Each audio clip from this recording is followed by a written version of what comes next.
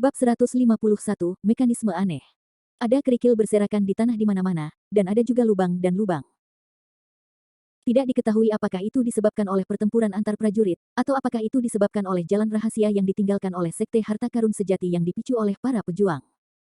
Lin Chen diam-diam meningkatkan kewaspadaannya. Meskipun Sekte Harta Karun Sejati telah menghilang, bagaimanapun juga, Sekte Harta Karun Sejati telah menjadi sekte pemurnian senjata utama di zaman kuno. Meskipun sekte ini telah menghilang, masih banyak bahaya di reruntuhannya. Lin Chen berjalan ke depan. Tidak lama setelah berjalan, jalan cabang muncul di depannya. Ada perempatan jalan di depan, dengan lorong ke depan, belakang, kiri dan kanan. Sekilas, apapun lintasannya, semuanya berkelok-kelok dan berkelok-kelok, sehingga tidak mungkin bisa melihat pemandangan dengan jelas. Ada bekas gesekan dan pemotongan yang jelas pada dinding lorong ini. Jelas sekali hal itu dikejutkan oleh prajurit Fei Dali. Gerbang harta karun sejati pada zaman kuno terletak di sini. Setelah keruntuhan dan berlalunya waktu, semua istana dan paviliun gerbang harta karun sejati tersembunyi di bawah tanah. Tidak ada jalan masuk jauh ke dalam, tetapi jika reruntuhan sekte harta karun sejati tidak dapat dimasuki, maka banyak pejuang yang ingin berburu harta karun tidak akan dapat melakukannya. Oleh karena itu, beberapa pejuang berusaha keras untuk menggali sejumlah besar lorong gua batu di reruntuhan ini. Seiring berjalannya waktu, ada semakin banyak lorong, dan ujung lorong semakin dekat ke kedalaman gerbang harta karun sejati. Hal ini mengakibatkan reruntuhan gerbang harta karun sejati yang seperti labirin. Meskipun Glaze Lingyan dan Tianchan Minjing bukanlah harta berharga di zaman kuno, setelah sekian lama dieksplorasi oleh para pejuang, saya khawatir hampir semua harta karun di sekitarnya telah dicari oleh para pejuang. Saya ingin menemukan Glaze Lingyan dan Tianchan Minjing. Minjing, yang terbaik adalah masuk jauh ke dalam reruntuhan sekte harta karun sejati. Ada lebih banyak bahaya di kedalaman reruntuhan sekte harta karun sejati daripada di luar, tetapi demikian pula, pasti ada banyak harta karun di dalamnya. Lin Chen ingin menemukan Lingyan mengkilap dan Tianchan Minjing tidak punya pilihan selain pergi jauh ke dalam reruntuhan sekte harta karun sejati. Tapi, arah mana yang mengarah ke kedalaman reruntuhan gerbang harta karun sejati? Lin Chen mengerutkan kening dan melihat keempat lorong di arah berbeda di depannya. Ini adalah pertama kalinya Lin Chen mengunjungi reruntuhan sekte harta karun sejati. Dia sama sekali tidak mengenal tempat ini. Ke arah mana kedalaman reruntuhan sekte harta karun sejati, Lin Chen tidak tahu. Setelah merenung sejenak, Lin Chen melepaskan semua kekuatan jiwanya, meliputi area dengan radius 1 km yang berpusat padanya. Di bawah selubung kekuatan jiwa, Lin Chen dapat dengan jelas melihat pemandangan dalam jarak 1 km darinya di setiap bagian. Tiba-tiba, Lin Chen mengangkat alisnya, dia menoleh dan melihat ke arah lorong di sebelah kiri di mana dia tidak bisa melihat jari-jarinya. Di dalam dinding gua lorong ini sedalam 10 meter, terdapat anak panah yang panjang, terdapat bentuk busur di bagian belakang anak panah yang panjang, sasaran busur yang terbuat dari bahan yang tidak diketahui dapat meluncurkan anak panah panjang tersebut ke dalam lorong tersebut kapan saja. Ada agensi. Panah panjang itu jelas merupakan salah satu dari banyak mekanisme yang ditinggalkan oleh Sekte Harta Karun Sejati. Panah panjang yang tersembunyi di dinding lorong sangatlah besar. Bahkan kursi belakang peluncurannya pun sangat besar, berukuran beberapa kaki. Tidak ada keraguan bahwa sekali mekanisme panah panjang itu disentuh oleh seseorang, pasti akan membunuh seseorang di tiangang. Ranah. Kekuatan prajurit jangka menengah. Namun, ketika Lin Chen melihat adegan ini, senyuman muncul di wajahnya. Ada mekanisme yang tersisa di bagian ini, jadi itu berarti tidak banyak prajurit yang berjalan ke arah ini. Mata Lin Chen berkedip. Kedalaman reruntuhan Zenbaomen sangat berbahaya, dan prajurit biasa tidak akan berani masuk lebih dalam. Masih ada mekanisme yang tersisa di bagian ini, dan tidak banyak prajurit yang lewat. Dengan kata lain, arah ini mengarah ke kedalaman reruntuhan gerbang harta karun sejati. Memikirkan hal ini, Lin Chen tidak ragu-ragu sama sekali, dia menggunakan kedua kakinya dan bergegas ke lorong kiri. Pada saat yang sama, kekuatan jiwa Lin Chen telah menyelimuti mekanisme panah panjang. Saat tubuhnya melangkah ke lorong, dia melihat bahwa ujung panah dari mekanisme panah panjang sebenarnya otonom, berputar sedikit saat tubuh Lin Chen bergerak, menunjuk lurus ke arah Lin Chen, dan dapat diluncurkan kapan saja. Melihat adegan ini, Lin Chen tidak bisa menahan perasaan terkejut. Dia bergerak sangat cepat dan langkahnya ringan. Tidak mungkin menyentuh mekanisme yang tersembunyi di suatu tempat, namun panah panjang itu masih bergerak secara mandiri, dan ujung panah diarahkan lurus ke arahnya, seolah-olah ada yang mengendalikannya. Sementara Lin Chen merasa ngeri, dia tidak bisa membantu tetapi sedikit menyipitkan matanya. Sekte Zenbao layak menjadi sekte pemurnian senjata utama di zaman kuno, ia benar-benar dapat menyempurnakan mekanisme magis tersebut, sungguh kuat. Memanggil. Ledakan. Pada saat ini, tiba-tiba sebuah suara pecah di udara, dan mereka melihat panah panjang yang masih bergerak, dengan ujung panah mengarah ke Lin Chen, tiba-tiba diluncurkan, dengan mudah menghancurkan dinding gua yang sangat keras, dan menusuk langsung ke arah Lin Chen. Kecepatan panah panjang ini sangat cepat, jika prajurit lain, mereka mungkin terbunuh oleh panah panjang raksasa ini sebelum mereka sempat bereaksi. Namun, kekuatan jiwa Lin Chen selalu menyelimuti panah panjang raksasa saat panah panjang raksasa diluncurkan, Lin Chen bereaksi. Hancurkan. Lin Chen meraung, membalik tangannya, dan tongkat hitam panjang langsung muncul di tangannya. Lalu dia dengan cepat mengangkatnya dan membantingnya dengan keras ke arah panah panjang raksasa yang ditembakkan dari dinding gua. Turun. Dengan keras, tongkat panjang hitam Lin Chen menghantam panah panjang raksasa itu dengan keras, dan kekuatan yang kuat tiba-tiba mengalir ke tubuhnya dari panah panjang raksasa itu. Panah panjang raksasa itu mencapai ketinggian hampir 10 kaki, ditambah dengan kekuatan tembakannya yang besar, kekuatannya hampir sebanding dengan serangan kuat dari seorang pejuang di alam tiangang akhir. Kis, itu memang mekanisme yang ditinggalkan oleh Sekte Harta Karun sejati. Panah panjang raksasa ini sangat kuat. Kekuatan besar mengalir ke tubuh Lin Chen, menyebabkan wajahnya sedikit berubah, lengannya terasa sedikit mati rasa, dan panah hitam panjang di tangannya tongkat itu bergetar hebat dalam gelombang, dan kelembaman yang kuat juga membuat Lin Chen menjauh dari dampaknya. Tetapi pada saat yang sama, di bawah pukulan penuh Lin Chen dengan tongkat panjang hitam, panah panjang raksasa yang masih di udara dan menusuk Lin Chen tiba-tiba menghantam tanah dengan keras, membuat raungan yang tumpul. Di ujung anak panah raksasa yang panjang itu terdapat bekas cekung dan cembung yang dalam, persis di tempat terkena tongkat hitam panjang itu. Teknik hati teratai sejati sedang berjalan, dan energi sebenarnya di tubuhnya perlahan mengalir melalui lengannya.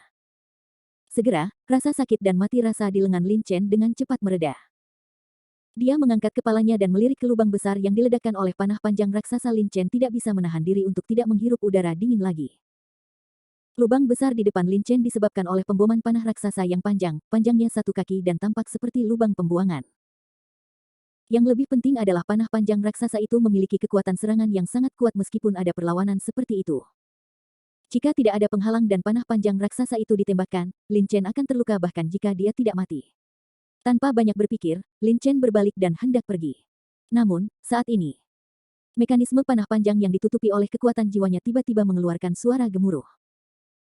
Saat suara itu keluar, panah panjang raksasa yang sama besarnya muncul dari kursi belakang mekanisme panah panjang, persis sama dengan panah panjang raksasa yang dijatuhkan oleh Lin Chen sebelumnya.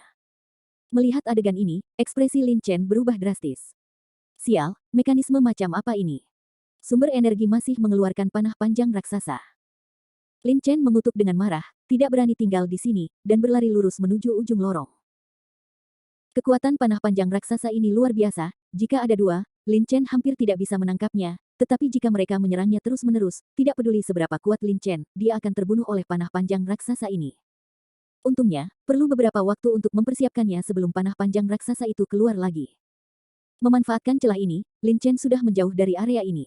Sepanjang jalan ke depan, Lin Chen terus melepaskan kekuatan jiwanya, dan waspada terhadap mekanisme yang mungkin muncul kapan saja. Namun, mekanisme yang dia temukan kemudian semuanya terkubur dalam-dalam. Bahkan jika dia menyerangnya, kekuatan mekanisme ini akan berubah setelah melewatinya. Dinding batu yang tebal, sangat lemah. Namun, sebagian besar dari mereka tetap tidak bergerak jauh di dalam dinding batu. Ketika Lin Chen melewati area ini, mekanisme ini tidak bereaksi sama sekali. Tidak lama setelah berjalan, Lin Chen kembali menemui persimpangan jalan. Namun berbeda dengan sebelumnya, kali ini hanya ada 2 saluran yang bisa dipilih yaitu kiri dan kanan. Lin Chen melihat dan menemukan bahwa ada mekanisme di kedua bagian tersebut, jadi dia secara acak memilih bagian di sebelah kiri dan langsung berlari ke dalamnya. Pada saat yang sama, di luar reruntuhan Zenbaomen, 100 pengawal lapis baja hitam kota dosa yang mengenakan baju besi hitam dibagi menjadi 33 kelompok dan berjalan menuju setiap lorong dari arah yang berbeda. Di alun-alun di pintu masuk reruntuhan Zenbaomen, ada 3 pria berdiri, 2 di antaranya berada di puncak alam Tiangang dan 1 di tahap akhir alam Tiangang. Mereka adalah Hua Wufeng, pria parubaya yang menamparkan Lin Chen, dan pemimpin penjaga lapis baja hitam. Hua Wufeng masih memiliki senyuman hangat di wajahnya, namun saat ini, ada sedikit kegembiraan di matanya. Bagus sekali. Semua harta karun di dalam reruntuhan gerbang harta karun sejati akan menjadi milikku, Hua Wufeng. Wajah Hua Wufeng sedikit bersemangat. Alasan mengapa dia menyegel reruntuhan gerbang harta karun sejati adalah untuk memasukkan harta karun itu ke dalamnya. Hua Wufeng secara alami meremehkan harta karun biasa. Apa yang dia cari adalah warisan sebenarnya dari sekte harta karun sejati. Namun, harta karun ini harus ditempatkan di bagian terdalam dari sekte harta karun sejati. Jika dia ingin masuk ke dalam yang terdalam bagian dari sekte harta karun sejati, untuk menemukan harta karun ini, pertama-tama Anda memerlukan peta terperinci. Jika tidak, reruntuhan gerbang harta karun sejati akan seperti labirin. Bahkan mereka yang berasal dari alam dao sejati mungkin tidak dapat mencapai yang terdalam bagian dari gerbang harta karun sejati. Kedua, kita juga perlu waspada terhadap bahaya yang datang dari mana saja. Anda harus tahu bahwa ini adalah peninggalan sekte pemurnian harta karun kuno. Ada mekanisme kuat dan boneka kuat yang tak terhitung jumlahnya di dalamnya. Jika Anda tidak hati-hati, Hua Wufeng, yang berada di puncak alam Tiangang, bisa mati di sini. Selamat, Tuan Muda. Kali ini kita memiliki lokasi spesifik dari harta karun itu. Selama kita berhati-hati, harta sebenarnya dari sekte harta karun sejati pasti akan menjadi milik Tuan Muda. Pria paruh baya dan pemimpin dari kata penjaga lapis baja hitam itu dengan hormat. Hua Wufeng mengangguk ringan, dengan kilatan cahaya di matanya dan berkata, baiklah, jika kamu tidak mendapatkan harta dari sekte harta karun sejati kali ini, tidak ada yang diizinkan untuk kembali. Saat dia mengatakan itu, Hua Wufeng melangkah maju dan bergerak ratusan meter dalam sekejap, tersembunyi di salah satu lorong. Pria paruh baya dan pemimpin penjaga lapis baja hitam saling memandang, dan juga menggunakan keterampilan fisik mereka untuk menjaga Hua Wufeng, dan berjalan cepat menuju ujung lorong dengan tatapan waspada. Mekanisme yang ditinggalkan oleh sekte harta karun sejati begitu kuat sehingga orang-orang paruh baya dan pemimpin pengawal lapis baja hitam tidak berani gegabah sedikit pun. Mereka bertiga berjalan ke depan, dan tidak butuh waktu lama sebelum mereka menemukan persimpangan pertama jalan. Tuan Muda, petanya mengatakan pergi ke sini. Ada 3 pintu masuk dan keluar di persimpangan jalan ini. Pria paruh baya itu mengeluarkan peta yang terbuat dari kulit binatang. Setelah membandingkannya dengan lingkungan sekitarnya, dia mengangkat petanya. Kepala dan berkata dengan hormat kepada Hua Wufeng. Bab 152, Manusia Boneka Puncak Alam. Tiangang. Peta kulit binatang di tangan pria paruh baya di ponsel penuh dengan garis-garis padat. Salah satu garis merah sangat mencolok mata, namun panjangnya juga lebih panjang dari garis lainnya. Bagus sekali. Hua Wufeng mengangguk ringan, menggerakkan langkahnya, dan memimpin dengan berjalan ke lorong gelap. Saat Hua Wufeng dan yang lainnya mengikuti peta dan langsung menuju ke bagian paling dalam dari reruntuhan Zenbaomen, di tempat lain di pinggiran reruntuhan Zenbaomen, 3 penjaga lapis baja hitam yang memegang pedang dengan dingin menghadapi 5 prajurit alam Tiangang tingkat menengah. Aku memperingatkanmu lagi, ikuti aku keluar sekarang, jika tidak, kami akan membunuhmu tanpa ampun.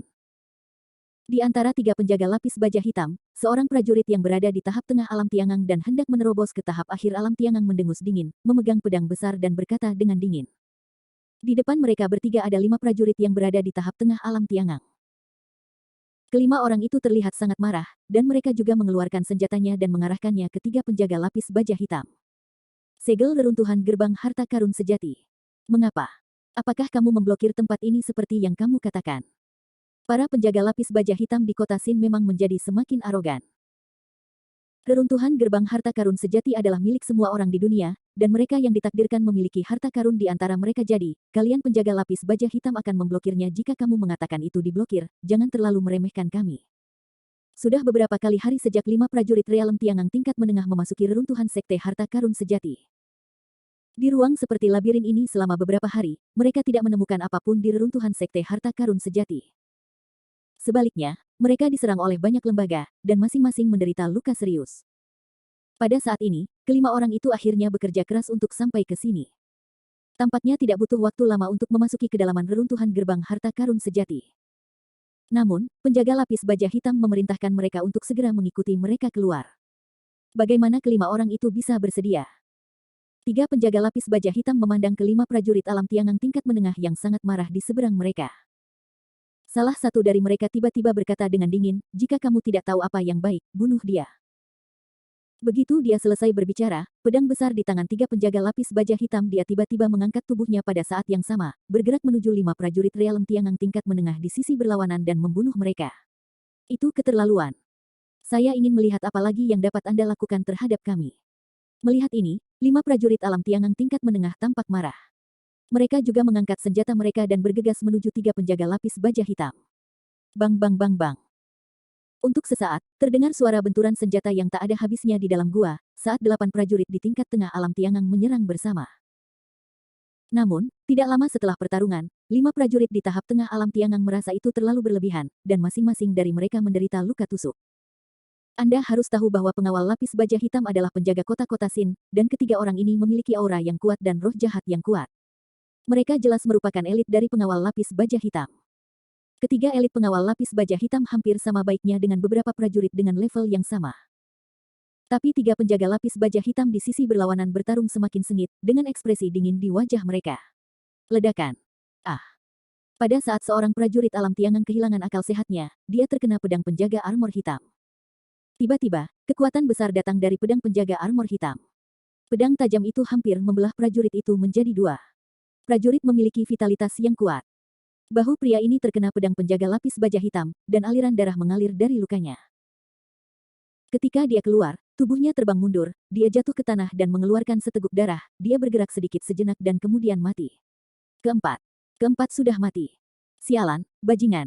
Aku akan membunuhmu untuk membalas dendam keempat. Titik. Melihat ini, mata keempat prajurit yang tersisa tiba-tiba memerah. Wajahnya penuh amarah. Dalam kemarahan, mereka berempat dengan panik memompa energi di tubuh mereka, melambaikan senjata mereka lagi, dan menyerang tiga penjaga lapis baja hitam dengan putus asa. Di bawah serangan gila seperti itu, ketiga penjaga lapis baja hitam itu sedikit bingung untuk sesaat, tapi penjaga lapis baja hitam itu terlatih dengan baik, dan segera mereka mulai melawan. Bang-bang. Ah! Teriak satu demi satu, dalam sekejap, 4 prajurit yang tersisa semuanya terkena pedang lapis baja hitam dan mati di tempat. Tiga penjaga lapis baja hitam juga memiliki beberapa bekas luka di tubuh mereka, tetapi dibandingkan dengan 5 prajurit alam Tiangang tingkat menengah yang tewas, luka mereka hampir dapat diabaikan. Mereka bertiga saling memandang, masing-masing mengeluarkan ramuan, menyilangkan kaki di tempat, dan setelah menelan ramuan di tangan mereka, luka mereka pulih dengan cepat. Pada saat yang sama, di tempat lain di luar reruntuhan Zenbaomen, sekelompok tiga penjaga lapis baja hitam dengan panik mengusir semua prajurit yang mereka lihat. Sebagian besar prajurit tampak marah ketika mereka mendengar bahwa tempat ini akan ditutup. Seperti 5 prajurit di alam Tiangang tingkat tengah, mereka ingin membunuh penjaga lapis baja hitam, tetapi tanpa kecuali, mereka semua dibunuh oleh para penjaga lapis baja hitam. Untuk sesaat, udara reruntuhan Zenbaomen dipenuhi dengan bau darah yang menyengat, yang membuat mual. Meskipun beberapa pejuang tidak puas dengan perilaku para penjaga lapis baja hitam, mereka mengetahui kekuatan dari penjaga lapis baja hitam. Bahkan jika mereka membunuh penjaga lapis baja hitam di depan mereka, masih akan ada aliran hitam penjaga lapis baja datang dari Sin City. Kelilingi dan tekan mereka. Para prajurit ini tidak punya pilihan selain mendengarkan kata-kata para penjaga lapis baja hitam dan pergi dari reruntuhan gerbang harta karun sejati untuk pergi keluar arai batu matahari. Tidak ada cahaya dan tidak ada jari yang terlihat. Lin Chen tampak waspada dan berjalan diam-diam di lorong. Kekuatan jiwanya dilepaskan setiap saat, meliputi area dalam jarak 1 kilometer dengan dia sebagai pusatnya. Prajurit memiliki energi sejati dalam tubuhnya, yang sangat berbeda dari orang biasa. Orang biasa tidak dapat melihat dengan jelas apa yang terjadi di sekitar mereka dalam kegelapan seperti ini tanpa jejak cahaya, tetapi para pejuang dapat dengan jelas melihat segala sesuatu dalam kegelapan hanya dengan menyuntikkan ki ke mata mereka. Namun, di dalam terowongan ini di mana orang dapat keluar dari mekanisme tersebut kapan saja, meskipun prajurit tersebut dapat dengan jelas melihat situasi di dalam terowongan tersebut, dia tidak dapat mengetahui di mana dan ke arah mana mekanisme yang dapat membunuh orang tersebut akan dipancarkan. Tapi Lin Chen berbeda, dia memiliki kekuatan jiwa, di bawah kekuatan jiwa yang besar, selama tidak terkubur terlalu dalam, semua organ tidak bisa bersembunyi di depannya. Di tengah perjalanan, tiba-tiba terdengar bisikan prajurit dan suara langkah kaki kecil dari depan lorong. Hati-hati. Ini jauh di dalam reruntuhan sekte harta karun sejati. Mekanisme apapun dapat memusnahkan seluruh pasukan kita. Sebuah suara kasar terdengar. Dilihat dari suaranya, orang ini pastilah seorang pria parubaya. Bos, jangan khawatir, kami pasti akan melakukan sesuatu yang besar kali ini. Ya, terakhir kali saya datang ke sini bersama beberapa saudara, kami tidak mendapat apa-apa. Kali ini saya tidak ingin kembali dengan tangan kosong. Titik. Beberapa suara bergema, kegembiraan terungkap dalam suara mereka. Sangat sedikit orang yang bisa mencapai kedalaman reruntuhan gerbang harta karun sejati, jadi ada cukup banyak harta karun di sini. Tentu saja, jika Anda ingin mendapatkan harta karun ini, Anda harus beruntung. Selain bisa menemukannya, kamu juga harus berhadapan dengan mekanisme yang dikeluarkan setiap saat. Saat suara orang-orang ini turun, tiba-tiba terdengar beberapa klik dan klik kecil. Berderit, klik. Sepertinya seseorang tidak bergerak selama beberapa dekade. Tiba-tiba berdiri, tulang-tulang tubuhnya mengeluarkan suara yang tajam. Tapi pada saat ini, orang-orang ini mau tidak mau merasa ngeri ketika mendengar suara itu. Hati-hati. Pria paruh baya kasar yang berbicara pertama kali meraung, dan hampir saat suaranya jatuh, terdengar ledakan, dan suara dinding gua yang hancur terdengar. Ah, bos, tolong aku. Sejumlah besar batu terlempar. Meski mengingatkan pria paruh baya yang kasar itu, masih ada yang tertimpa batu. Usai berteriak, terdengar suara senjata berat menghantam dinding gua. Suasana langsung kacau balau. Dengar. Mendengar suara-suara ini, Lin Chen tidak bisa menahan diri untuk tidak terkejut, langkahnya lambat dan berhenti di tempatnya, dan kekuatan jiwanya meluas ke arah jalan di depan. Dalam sekejap, semua yang terjadi di depannya dengan jelas ditransmisikan ke miliknya pikiran. Kemudian saya melihat sosok boneka yang tingginya hampir 10 kaki, benar-benar hitam dan terbuat dari bahan yang tidak diketahui, perlahan berjalan keluar dari dinding gua yang hancur oleh pukulannya. Matanya adalah dua permata berwarna merah darah. Memancarkan cahaya merah samar, tubuhnya bersinar dengan kilau logam yang dingin. Tingginya hampir 10 kaki, dengan lengan yang tebal. Tinjunya hampir sebesar kepala prajurit. Tinggi 1 kaki adalah puncak alam Tiangang. Ini adalah puncak dari alam Tiangang. Alam Tiangang. Manusia boneka. Melihat kemunculan boneka ini, ekspresi pria paruh baya yang kasar itu berubah, dan matanya berkilat ketakutan yang mendalam. Ada 6 orang berdiri di lorong depan, 1 perempuan dan 5 laki-laki. Pria paruh baya yang kasar itu berada di puncak alam Tiangang, tetapi aura di tubuhnya sedikit tidak stabil, dan dia seharusnya baru saja menerobos belum lama ini.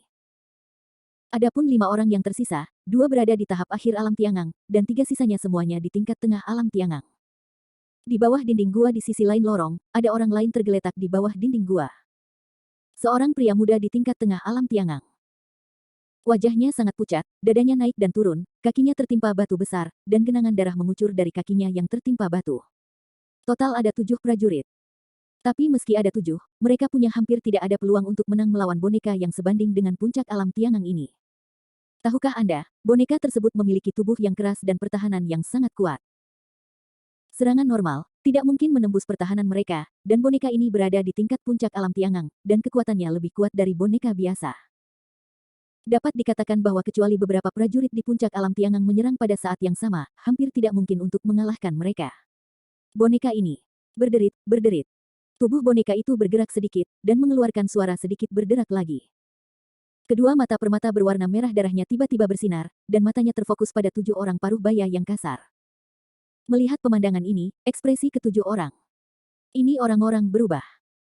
3 prajurit yang berada di tahap tengah alam Tiangang menunjukkan ekspresi ketakutan di wajah mereka.